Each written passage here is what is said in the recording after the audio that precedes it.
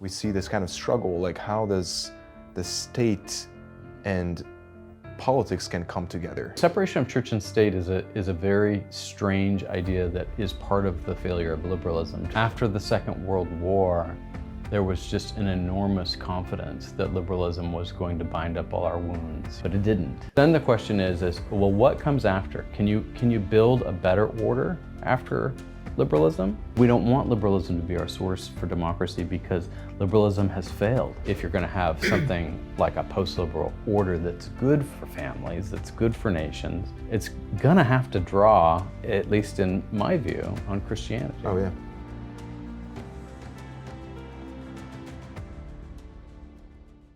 Welcome to Axioma's YouTube channel, and thank you for joining us for this conversation with Dr. Chad Pecknold, professor at the Catholic University of America. And before we begin, please do us a favor, subscribe to our YouTube channel and hit the bell icon below. Thank you. Dr. Pecknold, thank you so much for being here. My Welcome pleasure. back to Budapest. Thank you. Well, if someone looks up the name Professor Chad Pecknold, the likelihood that they're going to encounter the term post-liberalism is pretty high. Yeah. And maybe we can mention it here that you even have a book that includes this term, post-liberalism. When you came to Hungary the previous times, you even gave a lecture on post-liberalism. Mm-hmm. How would you define post-liberalism? Is it like a transition from the New World Order? What is post-liberalism? You know, post-liberalism is a term that, it existed before it entered into the political arena. I first worked on those in philosophy and theology who were asking questions about whether or not the liberal way of seeing the world was falling apart. And on the other hand, you had people like Francis Fukuyama saying that liberalism is just going to last forever. Mm-hmm. It's going to be the way in which we order the end of history. Yeah. And people like myself and Patrick Deneen and Gladden Papin and others, we were looking at the world and we were saying, you know what, I think liberalism's failing everywhere. And of course, Patrick Deneen's famous book is Why Liberalism Failed. And that really very crisply articulates the question, which is what comes after liberalism? If liberalism's dying or if it's failing and it's, if it's no longer what is operative around the world, if people are actually no longer operating by liberal principles, but they're operating by their own self-interest or their own national interests, mm-hmm. what's going on? And so post-liberal sort of is the term that naturally arises from what comes after liberalism. Would you say, if you need to mention a singular moment from recent history, what would be the way of saying this is the end of post-liberalism? Would it be like the fall of the Twin Towers? Would it be the 2008 financial crisis? Like, what would you say would be like, this is when we can say pretty strongly that post-liberalism begin? Well, I think like all dynamic kind of geopolitical things, it happens, slowly and then quickly. Mm-hmm.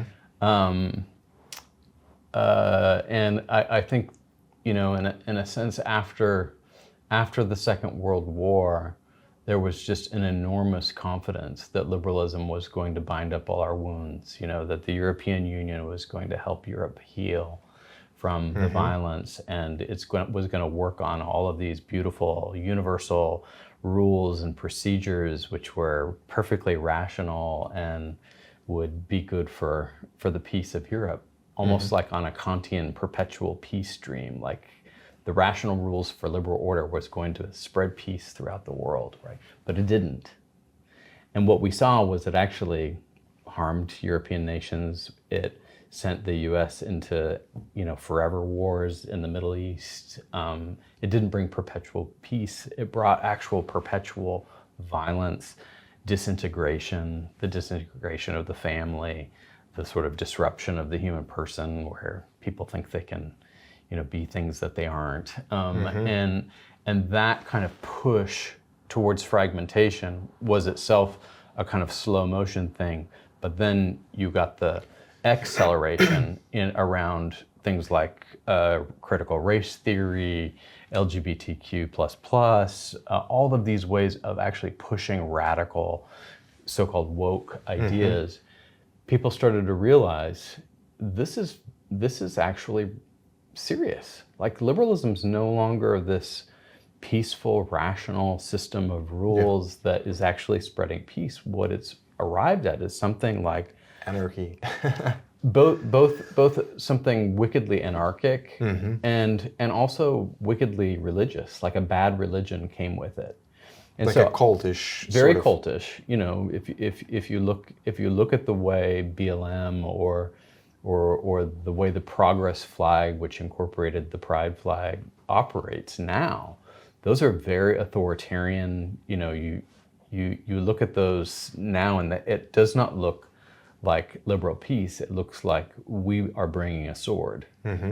And so I think many people have seen, okay, we're no longer operating on liberal rules and procedures. We're operating on some other power, almost religious power dynamic. And I think that's what you want to pinpoint a certain event, you know, in the United States. For me, it was the White House, turning the White House into the Pride colors. I remember that. Yeah. You know, that was Obergefell, changing the nature of marriage, lighting the White House up, rainbow, was all saying the same thing, which was we are no longer rooted in some notion of that's stable. We're no longer rooted in a stable notion of what marriage is. We're no longer rooted in a stable notion of what our reproductive systems are, or what a human is. What a human is, all of this. And so that, for me, that was the point at which I was like, oh yeah, we are no longer in the liberal order that people dreamed of after the Second World War. It's over. And maybe it's a little bit like, you know, I like the analogy to, you know, those who continued to fight the Second World War in Japan after it was over. There's going to be people who continue to fight for liberalism, you know, as the end of history after it's already over. But it's over. And so then the question is, well, what comes after? Can you build a better order after liberalism? Is it possible to not have the anarchy? To not have the fragmentation? Is it possible to not have the detached irony everywhere in which you actually can't be friends with people? Is that possible? And I think the question has to be, yes, it's possible. We have to think about what is a good order for human happiness. Well, so the conference that you flew to Budapest for, this is your second time in about 3 months, is that right? Yeah, yeah. Back in Hungary. I'm a regular. Yeah, it seems like. Well, but this year's conference, What is to be a Human, that's the title of the conference. It's focusing on, obviously, what the title says, what is to be a human, but how do liberal and the post-liberal models, you know, understand the human person, especially regarding, I don't know, autonomy, freedom, the common good? What would you say? I think the first thing is very, very simple, is people, because liberalism seemed to have some substantive beliefs, people think that post-liberal must have some substantive beliefs.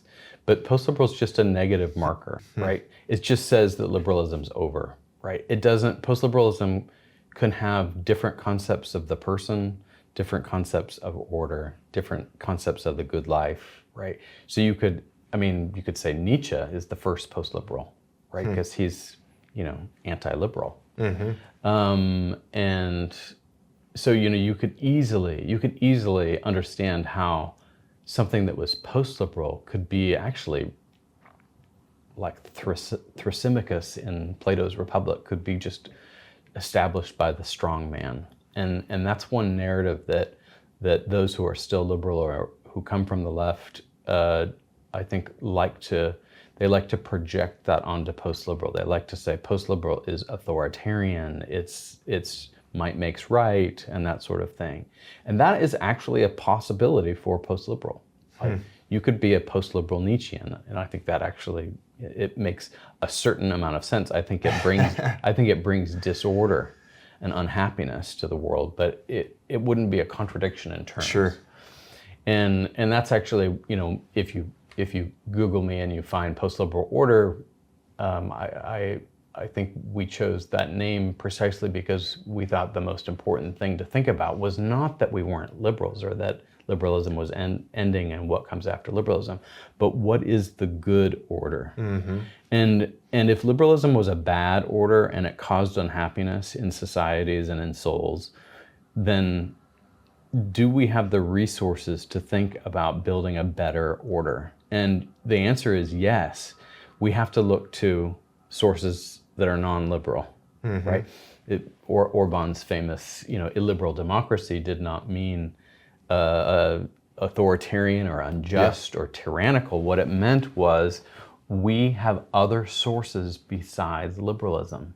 Liberalism is not our source for thinking about democracy, and we don't want liberalism to be our source for democracy because liberalism has failed, and it's failed human souls, it's failed human families, it's failed to preserve culture, history, identity, faith. It's like this corrosive acid, and so we don't want to draw from an acidic well.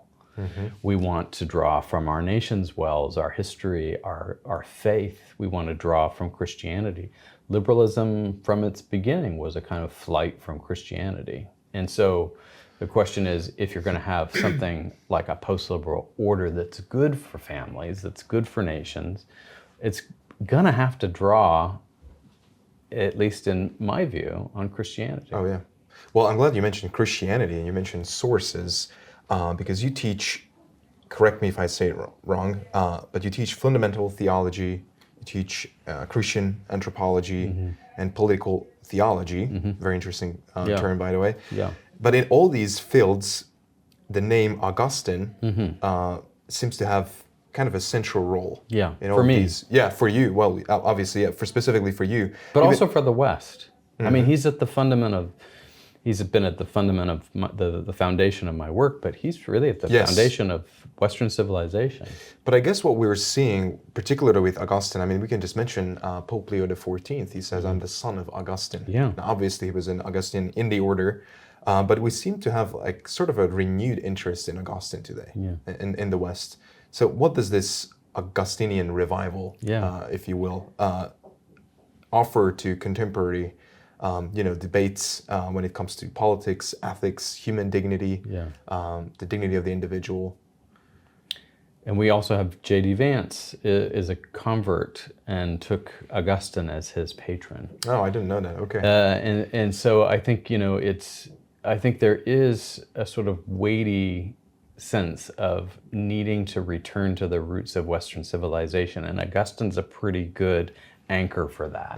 I mean, you could return to the Bible, or you could return to all sorts of sources. But, when we look at major works of Augustine, like Confessions or City of God, those are texts which are rooted in the idea of Greek and Roman civilization being converted by Christ, and the kind of Christianization of Western civilization in a way which did not repudiate the past, didn't repudiate the wisdom of Plato or Aristotle, didn't repudiate the importance of Roman law, but built on it and synthesized it. And Augustine represents kind of the blueprint for how do you carry Western civilization forward, cognizant of God, cognizant of Christ, cognizant of the place of the church, in a way which is positive, and it has a positive effect on your laws.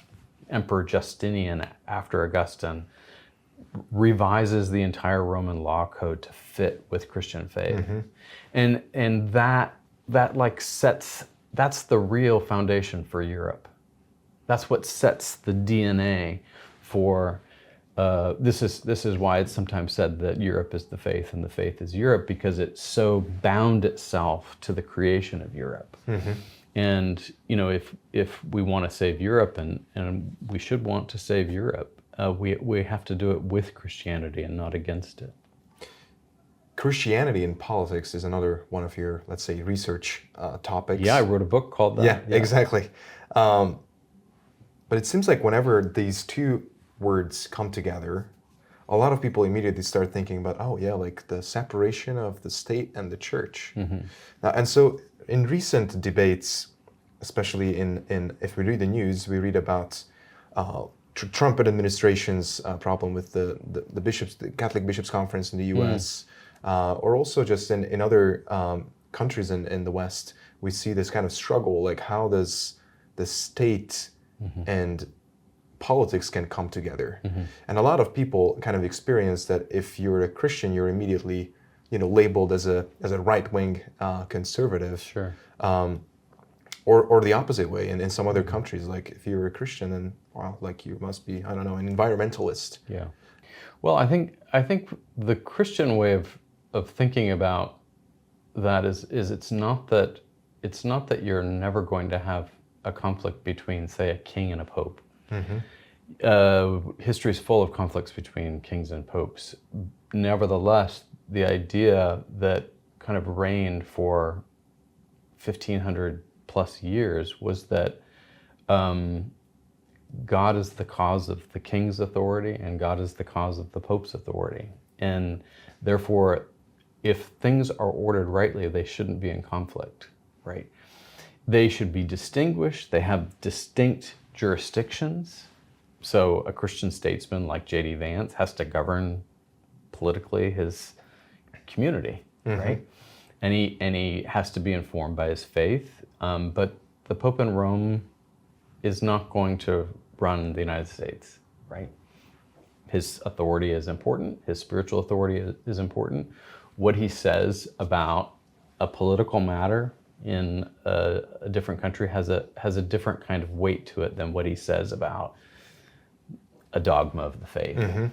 And so I think, having a Christian society does not mean that the church runs the society. It means that you have a kind of peace between the society and a knowledge that actually Christianity is good for my society. If the bishops disagree on immigration, as they seem to, or at least the bishop's position is unclear because the bishops are currently saying that nations have a right to defend their borders. They have a right to have a process of repatriating, deporting illegal immigrants and that sort of thing. But then they also make the accusation that the United States isn't treating its immigrants humanely. And they're free to say that, but they should bring some evidence of it. And would you say that there is sort of a need to this understanding, like what we understand today of a separation of the church and the state, or there's no need because there can be sort of a healthy balance? I mean, I think the bishops are expressing the fact that they actually don't believe in a separation of church and state, and America was not founded on a principle of separation. The first 13 colonies that became the first states each had Christian confessions at their roots. One of them was Catholic, Maryland, and many of them, were Anglican or Baptist, but they all had Christian confessions. And the Federation of States had a clause in the First Amendment that gave them the freedom to have those Christian confessions, right? So there was no separation of church and state in the beginning of American history. Obviously, there's no separation of church and state until the French Revolution in Europe. So separation of church and state is a very strange idea that is part of the failure of liberalism, to think about the religious question. What is the religion that's going to animate you? You're going to have one because human beings are religious by nature and they're social and political creatures. So they're going to bring a certain civic religiosity to their country. And then it's a question of, do you want woke religion ruling you? That is not specified as a religion? That is not specified as religion, but is behaving as a religion? Exactly. Or do you want Christianity? Or do you want Islam? Because those are your choices. And it's not, I think we kind of, separation of church and state mystifies it as if there's some way in which you could be neutral, religiously neutral. And what we've discovered is that there is no religious neutrality. And so then the question is, do nations, sovereign nations, have the right to actually determine that they're going to have a preference? Yeah. Right? They're going to have a preference. Maybe they'll have a preference for fake woke religion, but maybe they'll have a preference for Christianity if that is fitting to their country. Maybe they'll have a preference for Islam, but we can no longer sort of rest in some idea that there's going to be an indifference over religion. Europe is going to become Muslim if nothing is done. Yeah. It will become Muslim. It's just a matter of time if nothing is done. And so I think European nations are faced with a very stark choice. Like, act now in concord with Christianity, or maintain your hostility to Christianity and accept Islam. The future is not secular. The future is religious in some way. Now, we have that in a little different dynamic in the United States, because it's kind of, you're going to be progressive, woke, pride flag, or you're going to be Christian. Now, we do have increasing Islamic communities, so that question could come to the fore in America too.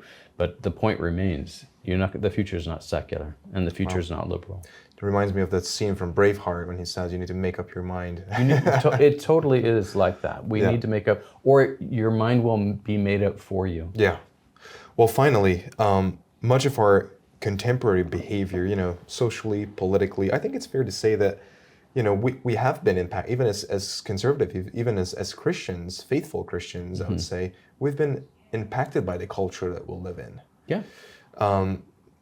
By liberalism, by effects of liberalism, this sort of individualistic, even progressive cultural mindset. What would be the answer to this? If we would like to end this interview in a hopeful, on a hopeful note, what's the remedy to that? I mean, good statesmen. I mean, I'm extremely hopeful. I am not black-pilled. I mean, some of my students are black-pilled. I think despair is a sin in Christianity, and despair of God's help is a sin. And so I think we actually should put our hope in God intervening in history, because God has intervened in history. That's a deeply Christian hope, and also could intervene through the instrumental causality of Christian statesmen who stand up and say, we're going to choose this way. We're going to choose this order which has worked for many, many cities. It's worked for many, many republics. It's worked for many, many nation states. It's worked even for empires, for the Roman Empire. It's worked for millennia. And we're going to go back to what works, because liberalism did not work. Well, Professor Pecknold, thank you so much. My pleasure. Thank you for this interview. Yeah. And thank you for watching our interview with Professor Chad Pecknold. And if you like this video, if you like this interview, please subscribe to our YouTube channel and share this video with others. Thank you.